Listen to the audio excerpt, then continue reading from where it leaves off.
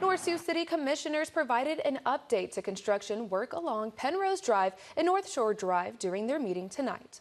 At the meeting, leaders of the project shared that construction on Penrose Drive is behind schedule by 1 week, but they will still be finished before school starts on the 18th of August. They also share that Northshore Drive is closed to through traffic, so work can be done to the intersection of Northshore Drive and Penrose Drive. That is set to open back up next Friday, August 15th. They also shared reconstruction of Northshore Drive is still set to begin next spring. City leaders say that they are working with residents to obtain right-of-way easements to receive the land needed for the project. If the city is not able to get them in time for the project, they may have to go a different route in order to get the project moving forward. We would rather not use eminent domain and acquire that strip of land that we need, because then their building envelopes shrink. So it'd be better if they would just provide the easement and keep their building envelope the same as it was, and so we can get that reconstructed. Tonight, the commission also received a video of what the Northshore Drive bypass project may look like. This comes after the commission voted to pass the first option for the first project at their last meeting on July 21st.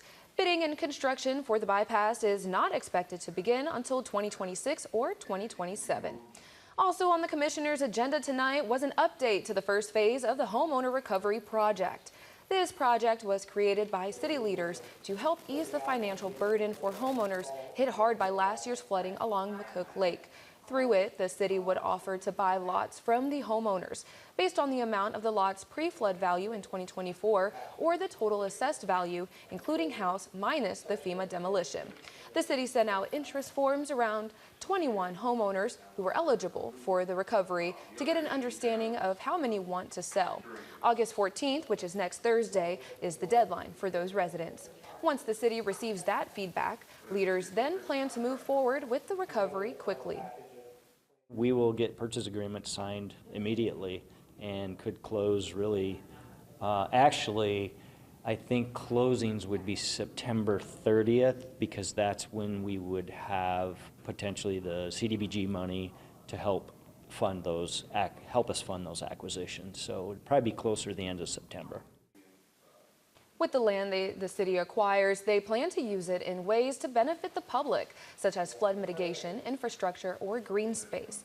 Another phase of the Homeowner Recovery Project is the work to help homeowners who want to rebuild. Bogan Reef shared they hope to have more information about Phase 2 in the next 2 months.